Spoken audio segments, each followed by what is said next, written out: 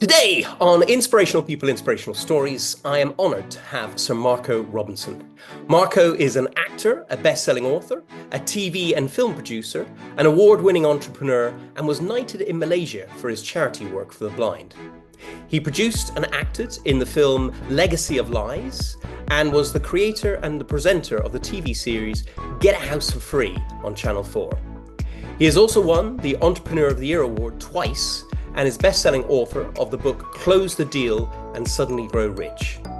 He now has a new book series coming out called Start Over, Turn Any Loss into a Sensational Comeback. And Marco will be over here in Dublin on the 14th of June and holding a one-day event at UCD. I'm honoured to have been asked to speak alongside this great man, and I'm honoured to have him on the show today. I'm honoured to be here, Doug. Absolutely. I mean, we've known each other for about 5 years now, and we've spent so much time together on, well, it was the old clubhouse, which was back on fire then, wasn't it? It was, yeah. Back in the pandemic, there was millions of people on it. I think there's hardly anybody on it now. But I mean, like I read about half your bio out there, and there's so much more which we could go through. In fact, I would say, you've been knighted, you've acted in films, you've won entrepreneur awards, and you've given away houses. I did ever wonder if you ever met James Bond and offered to swap lives for a day, even though you do look like him as well. Well, I've channeled James Bond since I was very small because he was my role model, like he is for so many other people. You know, as your dream, isn't he? That character, that cool character. And for me at the time, it was 1973, and the big Bond film then was The Man with the Golden Gun with Roger Moore. So I was like 5 years old, and I remember sitting at the back of the classroom, looking out the window, pretending I was James Bond, getting the beautiful women and the exotic destinations and traveling all over, all this freedom. And I was doing that because I couldn't connect at school with academics. That wasn't for me. I just found it very difficult. And there was a lot of domestic violence around me and difficult things to negotiate as a child. So that's a true story. Yeah, you're right. Yeah, absolutely. And anybody who doesn't know Marco, check him out on his Instagram because he does have a body that looks a little bit like James Bond, I have to say. And he didn't always have that. So, No, no. yeah. Yeah. So you've obviously gone from real estate deals to real movie deals. What's more stressful, negotiating a Hollywood producer or closing a seven-figure business deal? Stressful. I guess it depends on the stakes, doesn't it? Mm, Right. So the difference with film is it's far more fun. mm, So you're actually negotiating yourself into a film, which is like very cool, And you're in Cannes Film Festival. There's like 15,000 people in this town. I know, like Jason Momoa was walking down the street and say hello. It's that kind of deal. It's that kind of environment. So it's very cool. It's very sexy. It's very enjoyable. It's something that you just love to do, right? Closing a business deal is different in the sense of it's more clinical. It's more cold, right? mm, But there's still a thrill of closing a deal. I'm sure you experienced that, Doug, in what you've done in your life. I know you've closed millions of deals, mhm. and when you get a thrill out of it, you keep doing it. Yeah, that's true. Yeah, I think there's a massive buzz in it. Having worked in the investment world for ages and ages, I think it's more about the chase and the journey. Once you get the deal in, it's kind of like, okay, what's next? Yeah. So yeah, no, I get that. Whereas I suppose with the movie deal, you're straight into something that then you're going to create, which comes Yes. from your heart and your mind together. So that would be much more fulfilling, and I get that. Having written a book like yourself as well, and, Yeah. and talking of books, you've got a new book coming out, which is a big book series actually, which you very kindly offered me a slot in, and it's called Start Yes. Over, Turn Any Loss into a Sensational Comeback. I'd love you. Can you share a moment when you hit rock bottom yourself and how you flipped the script per se in true Marco style? Well, there's many of those moments because I've been around a while. Um, I can think of the most recent one. And actually, the most recent one was 2019. But this is going to be really topical because I had actually attempted suicide. It was a very, very low point. And the reason it was low is because it was a situation where the bank was after all my assets. My family had stolen money from me. I was on my own with my mum. My film wasn't going to get made. Everything went wrong. Mm. And the reason it went wrong is because I made a decision, a very bad decision, to go into business with one of my family members into real estate. They made a decision on buying a property without telling me for £5 million. It was 50 apartments in Manchester. But there was a problem with the fire cladding. And if you remember at that time, you've heard of a building called Grenfell in London where the fire cladding was there Very much so. Yeah, yeah. faulty and there was a fire. So this building had the same fire cladding and the surveyors didn't notice it. I didn't even know about it. And before you know it, I'm paying a bridging loan of £50,000 a month on something I can't even sell or occupy. Mm. And that was something I had to sue 8 people, not people, but lawyers, surveyors, banks, all the building regulations people. And it cost me £5 million, but it cost me about 100 million in lost opportunities because I couldn't do anything with it. It was just one decision that went wrong. And because I had a personal guarantee on the loan, the bank came after all my assets. And they sent a letter through my mum's letterbox, and I bought my mum her house to repossess my mum's house to go back on the street again. And that was the point where I just couldn't take it. And I literally got the letter and collapsed on the floor. Mm. And I just didn't know what to do. It was so bad. I mean, I'm strong, but I didn't know what to do. And I just had enough, and I just bought all these pills and swallowed them. Yeah, yeah. And then what happened was I was upstairs in the upstairs room. My mum came upstairs with a letter from the bank, and she said, "We can beat these bastards." It was a surreal moment, and literally, I put my fingers down my throat when she left, and I did fight, and I won the case. I didn't Mm. win all the money back because I spent all the money on lawyers. Yeah, You know what that's like. yeah. But I won the case against the bank, and amazing. I mean, I just turned it around. Oh, that's brilliant. Yeah. And I know there's other things in your life that's been really tough as well. Um, what would you say is one thing that people get wrong about starting over, and how can they reframe failure into fuel, like the way you Yeah. have? Well, I think the most important insight for me is that you've got to look at a loss or we'll call it a mistake as a lesson. Mm. The universe is telling it you didn't know how to overcome that, but now I'm going to give you the lesson until you do. And Yeah. you choose to grow or you choose to give up, and that's really the secret of success, isn't it? I mean, a lot of people don't decide to fight back. They take that situation as like that's never going to change. I can't do anything about it and accept it. But they end up being a victim for the rest of their life and complain about it and try and get support in that process. But that's just you might as well dig a hole and get in it. Mm. Yeah, Yeah, I think you're right. I think a lot of time people do go, and there's some amazing psychologists and psychotherapists out there, but quite often the talk therapy is just going over the past again and again and again. And really, it's about finding a way through, releasing those blockages, those past feelings, and moving on to what you need to do in terms of forgiveness and letting go. And obviously, you've been good at doing that. Yeah, and that's a lot about what the book is about as well, and the series of the book. I know you've got a series of 10 people coming over to Ireland, all speaking, and 10 people obviously who are in the book. Can yeah. you just tell us a little bit more about the book and the authors that are in there as well? Sure. I mean, I had the idea, I'm going to name drop. It was in Lake Como, a dream place I'd always wanted to visit. Never got round to it. I was on this boat trip and I was like asking the universe, I need to do something different. I need to make a bigger impact. What can I do? So the universe talked back to me, said, why don't you write a book and ask people to write it with you to share their story of courage unapologetically through the lens of how they would want to show up to their former self to get them through those difficulties. Mm. It was just a huge message I got.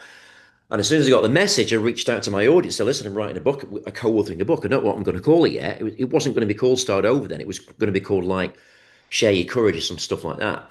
But the response I had was literally insane, Doug. It was just nuts. And people just kept asking me to do it. And I remember starting this offer at like under $1,000. Now I'm charging like 5 to 6 thousand for the same thing. And it Hmm. would be one book, but we sold out of 10 books. And now Mm. there's two. And everyone writes a chapter, and their stories are real gritty stories of how they had that loss and what they actually did about it.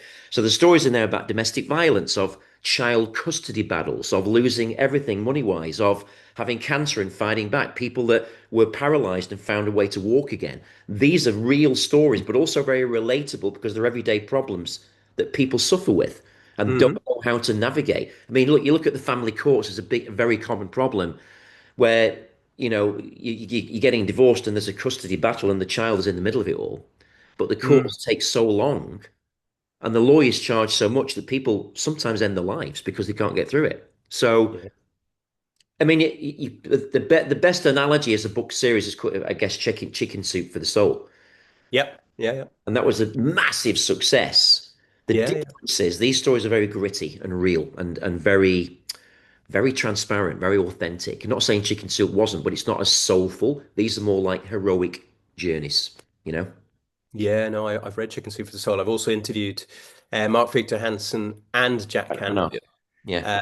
So, I know them pretty well. I also know the authors that you have, and I know your story as well. So it is a phenomenal story, and very honored to be asked to write a chapter in there as well, because obviously, I've been there, done that myself, having gone through two operations that went wrong, a near-death experience where I actually died and came back, and then the turnaround story. I never would have thought, 10 years ago when I look back and I was in the investment world selling hedge funds and mutual funds. Never thought I'd be on Clubhouse with you and others, helping Yeah. helping three people through suicide and depression and everything like that. And Well, it's that's what it was in that time, wasn't it, Doug? I mean, yeah, people come on tell the stories. That's what people were doing, and you yeah. got a lot of trauma dumping, but there was a lot of real people then, and actually, it saved a lot of lives. That thing, you know. It did 100%. I've had people write to me and say exactly that. And as well as I do, and because we both are friends with the owner of Together, not Together magazine, sorry, Global Woman magazine, and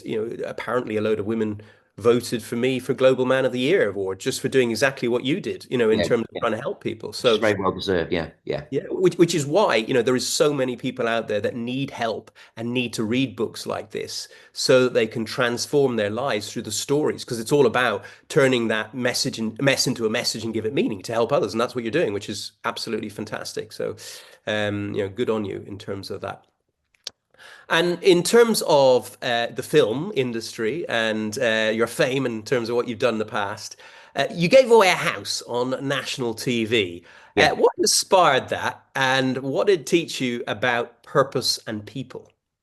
It's a great question. So, obviously, your listeners might not know this, but I was homeless with my mum. So when I was 2 years old, my mum was 23. My dad was a compulsive gambler, and he ran into a lot of debt, and she had to leave him. And she went to live with her mum in the north of England in January. And on the doorstep, her stepdad said it's either me or them to her mum. Wow. And her mum said, "You can't stay." So we didn't have anywhere to stay. She went to the park and tore some branches down. We lived in the park. We nearly died. Wow. What I didn't know was that she was heavily sexually abused by her stepfather since she was 4 years old. Oh, wow. And when she was 12 years old, he put his hand on her breast and said, "I didn't marry your mum for your mum. I married your mum to get to you."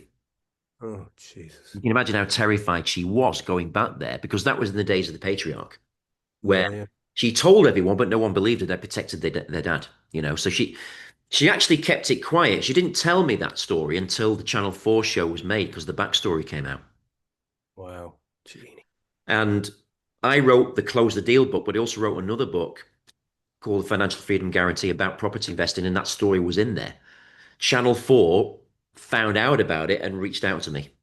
Mm. Said, "Listen, we've read your story. We love your story. Would you be willing to give a house away in TV and to address the social housing issue by making a statement that everyone deserves a house and everyone should have a house, and what difference it makes to their lives?" And I jumped at it. I said, "Yeah, I'd absolutely love to do that." And we made the show, and it went to 67 countries. And for me, it healed me because I was able to give something I didn't have, but also because I was in survival mode for so long as a kid, a teenager, and a young adult, I never really got out of that.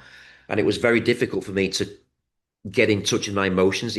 I didn't really cry until that TV show. Yeah, yeah. Yeah. you know? Yeah, there's a lot of men out there that hold it in, Yeah, and when they hold it in, it obviously causes dis-ease within the body and then causes disease. And that's why a lot of, cancer is called through stress or holding on to things or not letting go. And yeah, it's great that now that you've managed to be able to do that, and what a story as well in terms of that as well.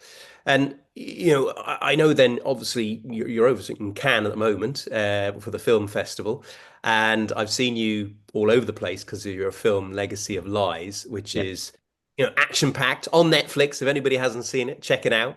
Um, but I'd love to know, in terms of legacy, what legacy do you hope to leave behind through your work, through your charity work, and through this new book series as well? The legacy for me is number one, that anything is possible, Hmm. that anyone can learn anything and do anything they want to do. And I just keep proving that all the time, and you keep proving that all the time, Doug. That's what we do. Mm. And I think you're in the same vibe as me, is that because you look at the biggest crime for me is unfulfilled potential. Yeah, yeah, And when you 100%. look at someone with all this talent, but they just don't do it. Yeah. So when the film came out, it went to number two on Netflix. That was one of the best days of my life. And I remember getting a call at 3 o'clock in the morning from a friend of mine who was an actor in acting school in London with me, and I was 50. He said, "You realize your film's number two on Netflix?" I didn't believe him. It was so astonishing. And when I Googled it, I just threw up with emotion. It was so emotional. And I was running around my apartment dancing naked. It was great. On my own. On my own, I hasten to add. And then I just said to the universe, I said, listen, how can I top this? What can I do to fulfill me for me? And the universe said, why don't you write a musical, call it Legacy of Spies, Hmm. and learn to sing, which I didn't know if I could or not. Yeah. And there's a story behind, the story, but I was slept with a Russian spy that was sent to kill me before I made this film. Yeah, yeah, And yeah. the universe said, put one of the first scenes of you in bed with a Russian spy. But the musical is about, it's called Are You Prepared to Die to Live Your Dream? It's about going for it instead of waiting for it. Mm. So that's the answer to that question, I think. I love that. And you mentioned about dancing around the house. I enjoy dancing around the kitchen actually, in terms of getting the energy levels up, doing a bit, especially when you're over in Ireland here and there's a bit of rain coming. It's a good way of exercising and all that kind of stuff. You are, I think I can't remember exactly how old you are, but you're mid 50s if I remember correctly. 57 on May the 16th, I was. 57. You're looking fantastic. Thank you. You're fit as a fiddle. What do you do to keep your mindset, your emotional side, and your physical side up to the highest levels? I've always loved movement and exercise, whenever I've been in my life. And I've found that if I don't do that, my happiness levels just drop for sure. Mm, So it's interesting that when the pandemic came and I was in that massive hole, of that dark hole, what I did is I started running. I'd never really ran before. mm, I wasn't really into running. And I started running in the hills and doing cross country. That's my favorite thing to do right now. me I, too. I can't tell you how spiritually awakening that is, and you solve all your problems, and your energy levels just go nuts. The only thing is, because of my age, I'm running up all these hills and down these hills like crazy, going wee like that. But the knees are not as strong anymore. Mm, And I realized I can't do that every day because when I run, it's like 10, 15 miles. So I probably run once a week and I walk the rest of the time. I also go in the gym and lift, and I've discovered the science of lifting. And lifting is quality of life, running is um, quantity of life, cardiovascular. And yeah, lifting is about building that muscle where you have got more oxygen in your body. So I've learned the science behind it, I guess. yeah, I love that. You know? It's funny actually. I think when I was younger, I would go for runs and it would be all about, okay, I'm going to do this distance and try and time it. But Yeah, now I just find myself, just getting into a state where it's not about a race, it's about running for the mind as well as the soul. And I think when you get into that state and you just run and you're in the present moment, you're enjoying the nature around you, whatever it is, because I'm right next to the sea here in Ireland, in Dublin. It's just beautiful and it can be yeah, transformational. But I get you. I'm 50, so I get you at the knees thing. I used to do a lot of running up and down cliff sides, and I'm kind of reducing that because of the yeah, knees. 'Cause I yeah. feel it. Um, and in terms of going forward, you're over here actually in June, which is fantastic, and it's the 14th of June, which is a Saturday. You're at UCD, which is University College in Dublin. For those everybody knows, obviously, but I'd love to know in terms of, without giving too much away, what kind of transformation can people expect from spending a day with you? One day they're going to be inspired. Hmm. First of all, because you're there, Doug, right? But also, it's like sitting around a campfire and listening to people share their intimate stories of how they went through explicit loss and turned it around and what they learned. And there's nothing like this in the world going on right now. Hmm. It's called Unstoppable. Turn your story into your personal brand and eventually turn it into a business if that's what you want to do. But it's not necessarily for people that want to turn it into a business. It's for people that realize that they are not where they are now. Their loss doesn't define them. What they do about it does. And that's what this event is about. It's totally inspirational. And I'm going to tell my story. You're going to tell your story. We're going to be joined by other authors that are sharing their stories, and I'm going to share with people how they can turn that story, which I believe is your greatest asset, into a personal brand, where you can actually help people, consult people, and coach people. Because the best coaches in the world have been through what you've been through Hmm. and have got what you want, and they can share the tools of how they actually, got where they are now, which is going to help the audience get where they want to get to. So that's where this started, really. Yeah. And I love that. And like yourself, which you mentioned earlier on, I think, I had a very good corporate career, came out, became an entrepreneur and business owner. And someone said to me, "What's the greatest thing you've learned at a business as a business owner?" And I've learned 100 different ways to fail, and probably about 1,000 different ways to fail. And they were like, "What?" And I said, "Well, the reason that's great is because it gives you the direction of knowing where not to go, in going forward as well." And I think as well with a lot of these people, because I know a few that you've got coming over as well, Yeah. they've gone through some horrific journeys, and like you and like myself, we're not just going to tell you the story of the woe story. We're going to actually give you practical examples of things Yes. that you can utilize now if you're in Yeah. the same situation, that you can take to either, release patterns of traumas and, saboteurs or distractors or whatever they are, so that you can clear the path for your goals in the future and get to where you want to go quicker, faster, and easier. And I know you do that because I've seen it online as well. Um, and you also, I know you're a bit of a Instagram influencer guru.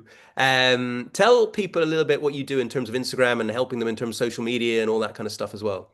Yeah, I mean, after the pandemic came in, I was like you speaking on stages all over the world, but when the pandemic came, we couldn't do that anymore, Mm. right? And it was like I was like, yes, I knew online was good, but I didn't know. Oh my God, I have to go online and do this, right? So I'm like, don't know how to do this shit, right? So I kind of semi-retired when I won that court case and said, right, I'm bored now. I need to do something, right? So I paid a couple of people to coach me how to do online business coaching because that was my expertise. I could help people turn around the business, get them clients, but I didn't know fully how to do it online, and I learned how to do it. Um, and I help coaches, consultants, entrepreneurs, e-commerce owners, social media agency owners. I help them develop the right content, develop the right ads, develop the right offers, and build their audience into a hot audience. So when you drop an offer, they all buying it. And that Mm. was successful. And I made like 3 million doing that in the Hmm. last few years. So yeah, that's what I love doing. I actually love doing it. I love doing content. I think it's fantastic. I didn't used to like it. Yeah, no, I know. Yeah. I've seen you online and obviously shared the stages with you in Clubhouse, and you're a natural communicator, a natural speaker, and do you think actually on that you've been successful in so many different fields in terms of leadership and success in business? Do you think one of the key things and key reasons to your success is your communication skills, or is it something else? That's a huge part of it. But I would say the first thing, and you would agree with this, Doug, the first absolute quality is courage. Mm, yeah, It's always courage first, because if you lean into fear, you're not going to be a great communicator. that's so true. Yeah. If you lean into courage, you are communicating because you're just doing it, you're all in. And one of the philosophies for me is that you've got to align your actions with your desires. Mm, Most yeah. people align their actions with their fears, Yeah. you know? I totally agree. I think that's why. it's so important for people to really truly align with their heart self rather than their head self. Because quite often what happens is, they go through childhood, they follow their dad or their mum down some kind of path or something that they've been pointed to by a brother or sister or cousin or whatever, and it's not their path. And Yep. they find blockages, they find hindrances. And then when they actually decide to follow their heart, it tends to flow so much better. And I think when you get into that flow state, and as you say, put a bit of action behind it as well, in terms of that, action orientated purpose, it's amazing how everything just fits into place. And obviously that's what's happened with you, which is beautiful. Yeah, and even when I'm running, Doug, I mean, we're all human. We all get doubts. We all get despair. We all think dark things. Whenever I go down that direction, say, right, now, Marco, I talk to myself. So listen, whenever you've gone into fear, it never works out. Go back into courage, and so you correct yourself down that path. And the running and the exercise helps me connect with that communication within myself. Do you know what I mean? Rather than outside. Yeah, yeah, absolutely. Yeah. And sometimes like yourself and and myself, we've done very well in business, and we're very focused in business, and sometimes it can affect our relationships. And I know, like me, you've gone through divorce in the past and everything like that. In terms of the learnings that you've had, what kind of advice would you give people like, men like us who've got kids, who've gone through divorce and come out the other side and been able to have stable, good relationships going forward? What kind of learnings can you instill or advise other men that might be going through the same thing or who've been through the same thing? In sense of they want to find the right partner. Is that what you're saying through that lens? Yeah, or just learning from it in a positive way. What did you learn from it in terms of what I've you? learned a lot from relationships. I think we learn the most from relationships, and I think I've even had conversation every day. I have conversations about this. Even in camp, we're talking about films, but then we're talking about bloody relationships, right? So it's for me. I think a very, very, I would say, spectacular insight for me is there's an old saying: opposites attract. I don't believe that, right? You've got to have so much in common with your partner. That's when it works. That's when it's magical. And for me, and I think you may have gone through this a little bit I think you'll relate to it, is that because I'm so ambitious and so driven, I tend to outgrow people in relationships a little bit. Does that make sense? Yeah, yeah, yeah, yeah.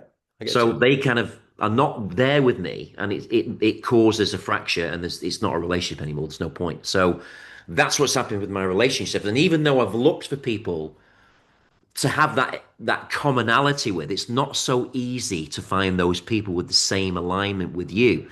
And it's like, as you get older, um, it's kind of a thing where, well, I don't want to get kid, I don't want to have kids again.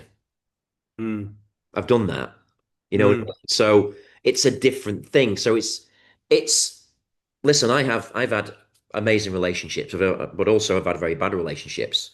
And I think, what advice I would give to people is to listen, don't stay in a bad relationship, either work it out or get out of it. Because life is so fleeting, isn't it? Yeah, I totally agree with you. And just from learnings myself, I always say, when you point the finger, there's three fingers pointing back at you. And Yeah. Yeah. sometimes we attract our mirror. Yep. And but the great thing is that when you do have that mirror, if you can truly reflect back and grow together, and like you said, either leave or work it out together, and that's where communication comes in. It's where maybe even the top podcasters that I know, like Lewis Howes, talks about how he goes with his now wife, that they haven't Yeah. been together for that many years, to therapy. Why? Because they're different people and they want to learn to grow together. And I think growing together can bring a really strong partnership and really strong growth for both of you in a path through life, not just through a short period. And I think you're right. What you say is you're like me. You want to grow and grow and grow, learn and learn and learn. If there's somebody who's not prepared to get in that hot seat as well, sometimes the path goes in a different direction. So It is because you have to start explaining yourself to your partner, and it gets to a stage where you start to resent it, and you don't want that. And it is a thing. It's a thing. You yeah. definitely have to address. Yeah. Yeah, 100%. And in terms of inspiration and everything like that, if you had a billboard in Times Square right now that everybody could see, what message would you put on it? Start over, turn any loss into a sensational comeback, Doug. Come on. That is the message, Love isn't it. it? It is. Yeah, I love it. Yeah, no, and you're right. Turn your mess into a message and give it meaning, or turn that tragedy into triumph to really change. And remember, I also say what we go through in life, we grow through to glow through.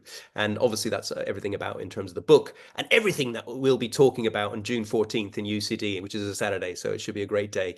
So if you are listening, get in touch. Have a look at Marco's website. What's the website for this, by the way? Has it come out yet? Yes, it is the link. I don't know if you can put it on your I will podcast put on socials. somewhere. Yeah. Yeah, but it's Join Marco Dublin event, something like that. But if you go to my Instagram, Marco Robinson now, and it'll be on there as well. It's on there as well. And I'm giving 100 tickets, the first 100 tickets for free.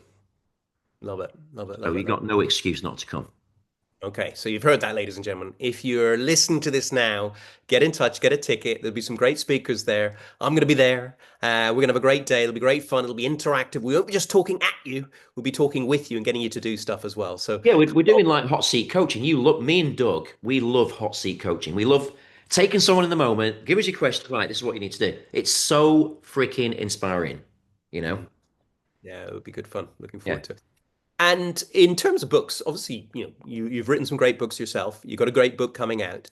If you could give one advice of a book that's not yours that really inspired you and changed your life in some way or form, what would that be?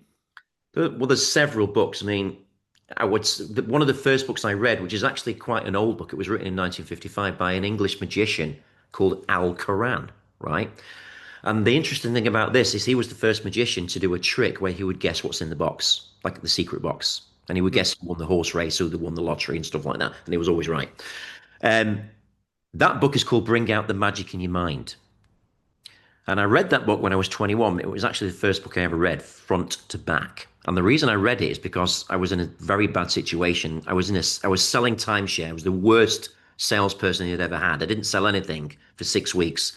They were going to fire me. And my internal narrative was, why am I such a loser? Why am I so bad at this? Which is a horrible question to ask. And I was like contemplating to go back to clean floors because I thought I'm not very good at this. But I knew I was good at that. It was a paradox, you know what I mean? So when the boss said to me, listen, Mark, if you don't sell in a couple of days, we're going to fire you. That desperation of like 3 months behind with the rent, no food in the cupboard, it got me to change the internal question to how do I succeed? Mm. And I leaned into that so much, I shouted it down the road when I was walking to work. And the power of your mind, oh my God. The top salesperson approached me, never met him before, the morning I got into work, and he said, listen, Marco, I know your situation. You're going to get fired. That's what you think. But listen, I used to be like you. I was a loser. I said, oh, thanks very much. I said, so thanks, mate. He said, no, literally, I was that bad. I was homeless, and then someone helped me, someone mentored me, and they gave me this book, and it completely changed my life, and I became a top salesperson.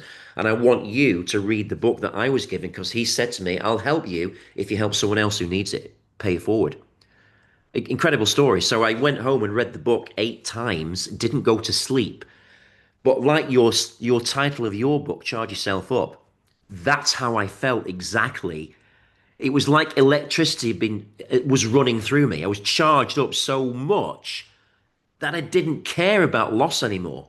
I just wanted to go in the office and sell the crap out of what I was selling because I believed in it. So I got to the office, and in those days, they would bring the prospects to the office. You pick them up and you take them on a kind of presentation, right? And I went to the reception, and there's a couple there, but they had a dog. I thought, okay, bringing the dog's quite unusual. And then as they got up and walked, he had a white stick and she had a white stick, and they were both blind. And part of me was thinking, how the hell am I going to sell them something? They can't even see me, let alone what I was selling. But I said, oh, no, no, no, that's okay. This is just, I framed it as a test. And I brought them and sat them down and said, listen, you're going to sit there for 5 hours. You're going to spend £10,000 on this timeshare holiday. You're going to absolutely love it. And I felt the belief for the first time in my life. And they said, no, we're not. We're going to go now. And there was tons of objections and resistance. But by the end of 5 hours, I'd finished. I'd basically gone. I'd given everything that I'd got. It was like a football game, and I was lying on the floor. That's it, right? Mhm. And I waited and waited. And he shuffled around. He got his wallet out and he put his gold credit card on the desk. Said, listen, you were right, Marco. We absolutely love this. There's £10,000. I was stunned. And I reacted and said, "Oh my God, why did you buy from me?" That was my first question. And this is your first sale? I said, "Yes." But eventually he said to me, he said, "Listen, the reason we bought from you is because you transferred your belief to us." Mm. That was the greatest ever lesson in life I ever learned. And I became the salesperson, the month, salesperson of the year, and it went on. No, I love that. Yeah.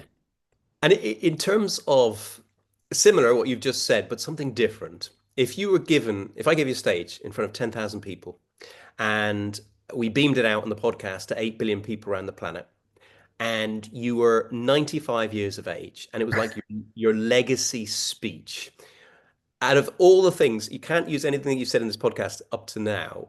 Is there Okay. anything else in terms of a message that you would leave with the people on the planet before you go? That is a difficult one. Oof. I would say be spontaneous. Mm. If you have a feeling, just do it. Whether it's a girl, whether it's a boy, whether it's a relationship, whether it's a business, explore, have an adventure. Oh, I love that. That is brilliant. Yeah. Yeah. Trust your gut and trust your heart and try and stay out of your head. I love that. That's absolutely brilliant. That's one of the best ones I've heard. Absolutely fantastic. So you are over, as we said earlier on June the 14th, Saturday, June the 14th, UCD. What time is it starting in the morning? 9:30 registration. Brilliant. And it's going on all day? 10 o'clock start till 6 p.m. Fantastic. Well, if you're listening to this, come and join us, buy a ticket. We'll have some fun. It'll be a fantastic day. Well, the tickets are free for the first 100, Doug. Oh, there you go. You don't even Register for a ticket, yes. you don't need to register for a ticket. You don't need to even buy one. Yeah. That's absolutely fantastic. Well, listen, Marco, I'm really looking forward to seeing you when you come over. I'm really looking forward to sharing the stage with you. And I'm really grateful for you coming on Inspirational People, Inspirational Stories. Thank you so much. Thank you, Doug, for having me on your amazing show. No, it's my pleasure. My name is Doug Gordon, and you've been listening to Sir Marco Robinson on Inspirational People, Inspirational Stories. I'll be back next week with another inspirational guest. In the meantime, if you need to get in touch, please contact me at doug@dougdgordon.com. From all of us here on the team of the show, I wish you a truly inspirational week and look forward to seeing you next time. Bye for now.